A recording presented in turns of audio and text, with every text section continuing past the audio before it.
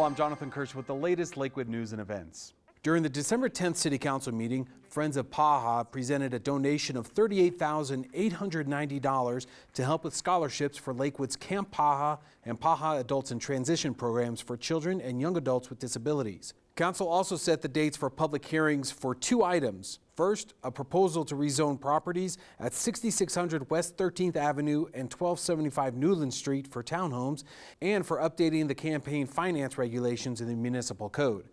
To watch the December 10th City Council meeting or other council meetings online, go to lakewood.org/council videos. Lakewood residents love their playgrounds, and the city continues to focus on improving parks and playgrounds to encourage outdoor play and enhance residents' quality of life. Members of the public are invited to enjoy the park improvements and new playground equipment at Hilltop Park, located at 9766 West 22nd Place. This small 0.7-acre neighborhood park features a new playground, picnic shelter with grill, benches, half basketball court, irrigation system, landscaping, and walkways. The design for the improvements was developed using results from a neighborhood survey and comments at a public meeting, with funding provided from the city's Open Space Fund and a Neighborhood Participation Program grant. Visit lakewood.org/Hilltop Park or call 303-987-7800 for more information. What do you think about the 40 West Artline in its inaugural year, and how could it be even better next year? Tell us your thoughts in a brief survey at 40westartline.org, and you'll be entered in a drawing for a Artline t-shirt and water bottle. While you're there, you can also explore the 40 things to find and do on the 40 West Artline map. Lakewood's looking for hometown artists to create the design for the city's annual Earth Day celebration. The winning design will be used on posters, banners, t-shirts, and other materials, and the artist receives $200. The theme for 2019's event is Every Day is Earth Day, but today we celebrate. Submit a design by December 31st at lakewood.org/Earth Day. If you're looking to recycle your tree after the holidays, you can take it to the Lakewood Greenhouse at 9556 West DL Avenue from 7 a.m. to 3 p.m. December 26th through January 13th.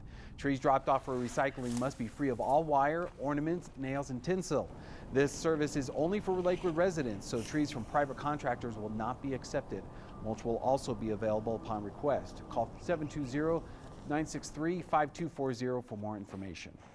If you have old, broken, and unused strings of lights, be sure to recycle them during Lakewood's annual holiday recycling event. You can stop by the Quayle Street Recycling Center from 7 a.m. to 5 p.m. until January 20th. You can find details at lakewood.org/recycling. Brothers Redevelopment is a nonprofit organization with more than 47 years of experience providing help to Colorado's low-income, elderly, and disabled residents. Its Help for Homes program makes minor exterior improvements to the homes of eligible Lakewood homeowners. The nonprofit is currently looking for elderly, low-income, or disabled Lakewood homeowners who need help with items such as painting, yard debris removal, and light landscaping. Applications are due by January 15th at brothersredevelopment.org.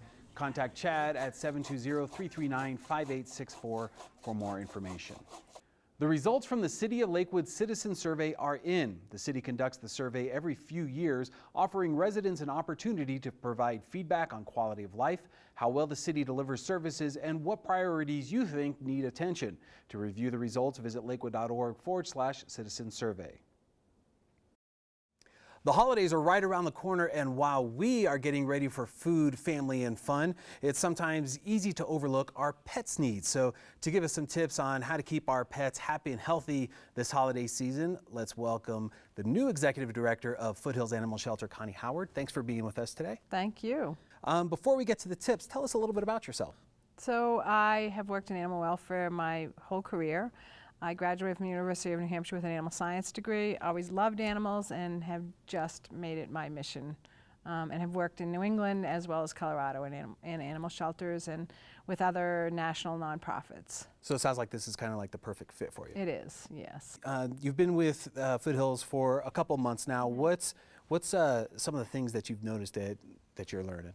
I think what I was somewhat aware of, but also have, since I've been there, been very pleasantly reinforced is how wonderful the staff and volunteers are. We have over 500 volunteers, and how many animals we actually serve that are in such need. So having worked in other animal shelters, I saw a lot of animals that were relinquished, but in Foothills situation, because we serve so many of the different municipalities like Lakewood, we see some really extreme cases. So often some really sad situations, but we have such a strong veterinary team as well as support system that we're helping and doing some really amazing work for these animals. So that was a real eye-opener for me. As many times as I've been to the shelter, I'm constantly amazed that you really have to be a special kind of person to work there because of all the animals that you guys do see. That's true. I mean, I think being an optimist helps, certainly, but where we have the internal resources as well as the external support to really make a difference in so many animals' lives, and we are rehoming the vast majority of these animals, even some that need really severe and long-term medical care. That's great. And so what can we see from Foothills Animal Shelter in 2019? I think we'll continue to focus on the work we do well, which is, adoption and rehabilitation, but we're also looking at how can we expand our reach into the community and working with some other governmental agencies. We're looking at partnership with the jail, for instance, and how we can create some meaningful programs with them. They already make dog beds for us, but expanding on that, as well as working with other nonprofits around providing outreach and education. We've added a new position this past year that is focusing on education and outreach and looking at communities less served that may need more help from us. So that's a definite focus. And I know that you've recently opened kind of a new space in the shelter. We have. We just launched and did a ribbon cutting around our critter corner, which is an unusual space, and it's beautifully designed for everything but dogs and cats. So right now, as of today, we had 3 roosters in there, for instance, but we see everything from guinea pigs to rabbits to snakes to birds. Over 600 animals go through that small space a year.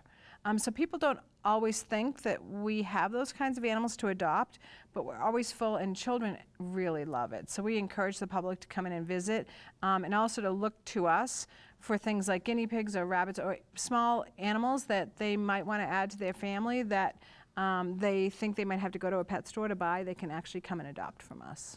Good to know. Well, we're glad that you're here, and we look forward to the great things coming next year. So as I mentioned, we're kind of into the full swing in holiday preparation. What do we need to do to make sure our pets are safe this holiday season? Well, number one, we love to feed our pets what we eat, but I learned a powerful lesson at Thanksgiving that turkey and dogs is not a good mix. So turkey tends to be one of those things that can really react with a dog and cause something as severe as pancreatitis. So don't feed your pets turkey. Also be careful of what you're feeding them.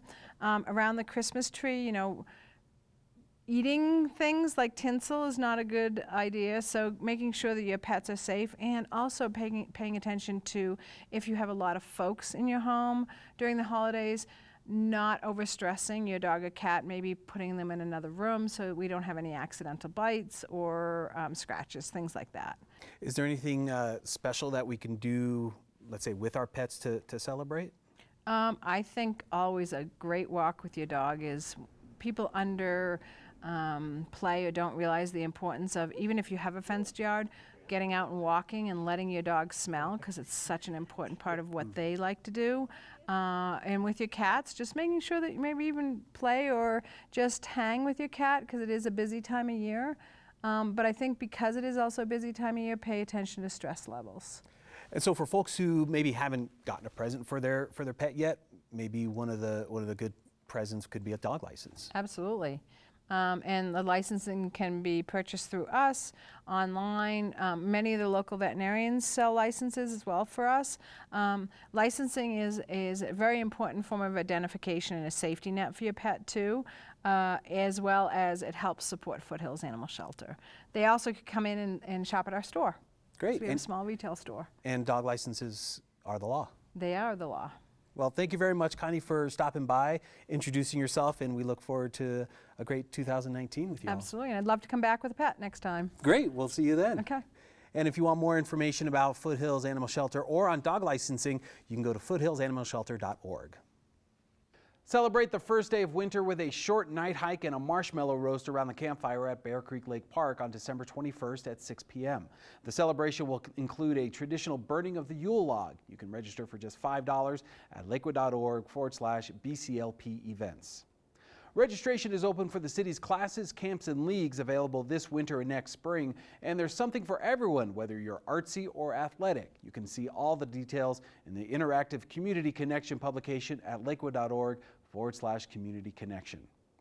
The Little Free Library in the police department's atrium is seeking donated books. The books are available for those waiting in the police lobby, and they are free for anyone to take as long as they return or add another book to it. And if you're looking to book a park shelter sometime in 2019, you can make your reservation now by visiting lakewood.org/shelter rentals. Bear Creek Lake Park rentals will open January 2nd. That's it for this edition of City Scene. Stay up to date on the latest Lakewood news and events at lakewood.org. I'm Jonathan Kirsch. Thanks for watching.